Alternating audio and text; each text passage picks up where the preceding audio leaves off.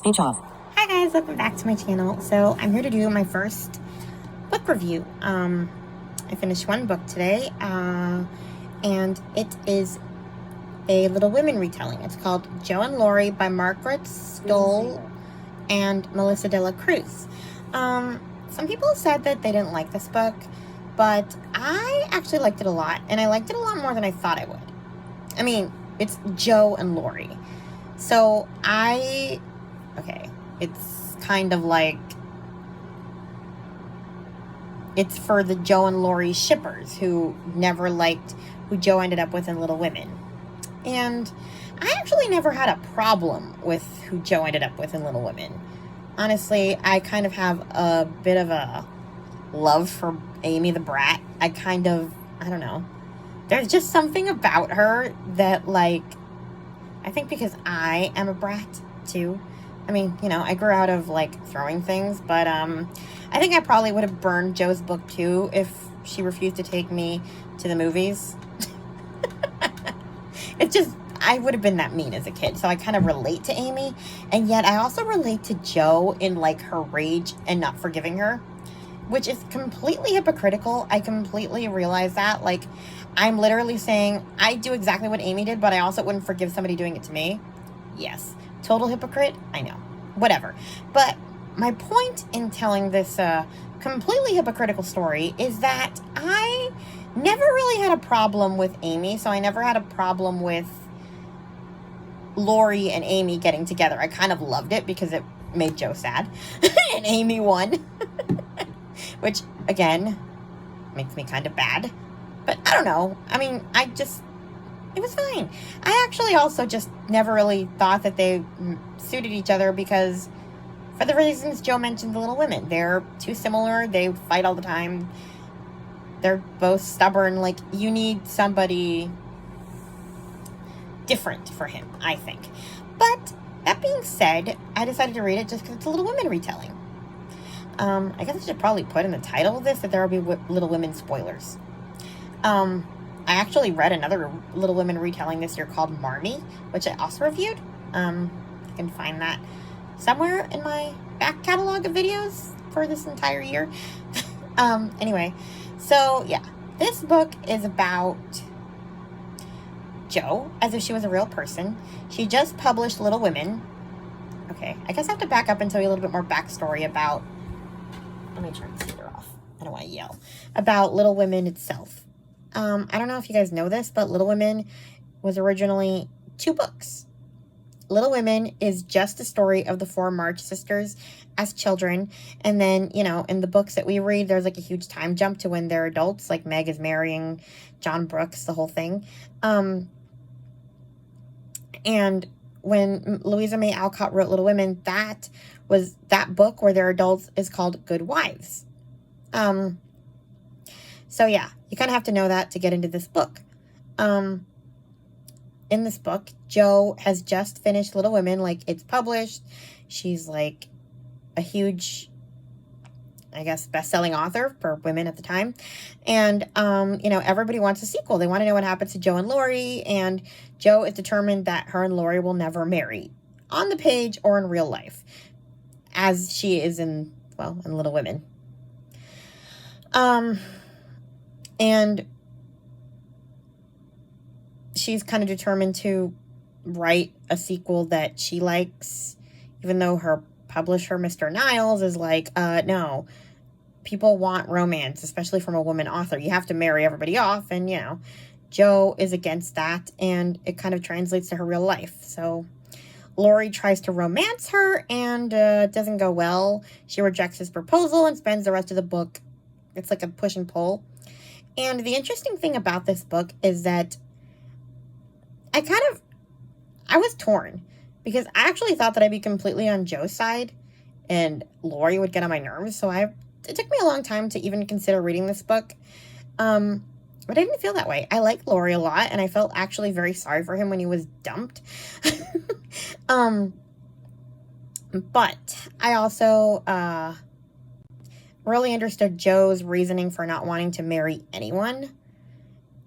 I don't think I would have wanted to marry anyone either back in those days, because back in those days, like, women had to kind of lose themselves to be wives and mothers, and Laurie, probably wouldn't expect that of her, and he told her that repeatedly.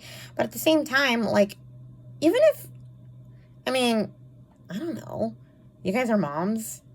I'm not a mom, but I noticed that even the best intentioned mom kind of ends up giving up a lot of herself to focus on her kids, and she just doesn't want to do that. So I understood completely why she refused to marry him, even though she loved him. But yeah, the whole book was like the whole struggle about, I love him, but I'm not going to marry anyone, not even him. And like, it was a whole, so I felt for both sides. It was interesting. And so yeah, like, that's like the majority of the book. There's also the side storyline of Meg and John Brooks. Meg and like John Brooks, like kind of the romance. Jo thinks he's kind of boring and Meg is like in love with him. And Jo kind of resolves to, because she's working on the sequel to Little Women, so she kind of resolves to marry them. And, like, you actually hear her discussing with Amy and Meg about marrying her and Mr. Brooks off to each other and giving them twins the way she does, the way it happens in the book. So you kind of see Jo's writing process, which is really interesting. There's also, most of the characters in this book are from Little Women, except this one, which is like, ironically enough, the rival for both Jo and Meg, because she goes after John Brooks and Laurie. It's kind of crazy. They should have just given like different women. But weirdly enough, I did not dislike this character. Her name was Harriet, and Laurie calls her Hat, or hello old hat, because she's like British, so he makes like this British accent. And I don't know, like, I know you're supposed to dislike her, but I have a weird like weakness for a British accent. If you have a British accent, you can pretty much say or do anything you want and I'll think you sound great. Like, I don't know what it is, but like, you know how I have a problem with snobby guys? Probably a snobby guy can be a snobby guy as long as he has a British accent. And vice versa with women. You can be like the meanest woman in the world and I'd probably still laugh at everything you said because of your tone of voice and your accent.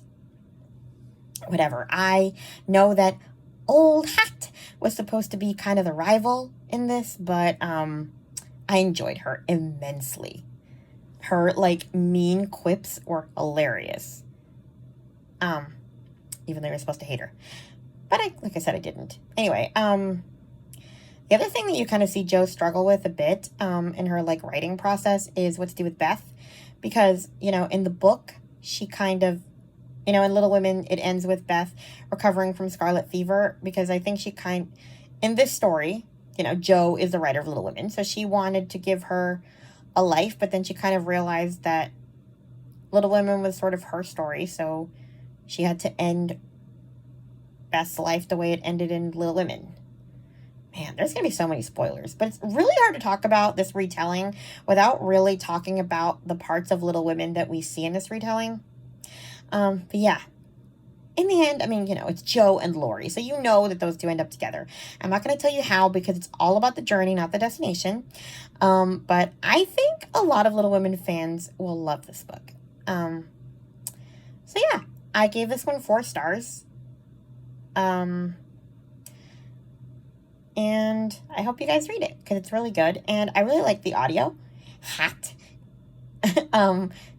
The woman who narrates does a great British accent for Hat. I will never think of the name Harriet without thinking of old hat from now on. Anyway, that's all I got for today. I'm still reading A Season to Love by Nicole Dees. I should have that review up tomorrow when I finish it. I don't know if I'll do a review on that just because it's a sequel. Maybe I will. It's not that related. Anyway, 4 stars for this one. Please like, comment, and subscribe, and I'll talk to you guys in my next video. Bye! Speech on. Stop. Centered. Stop recording video.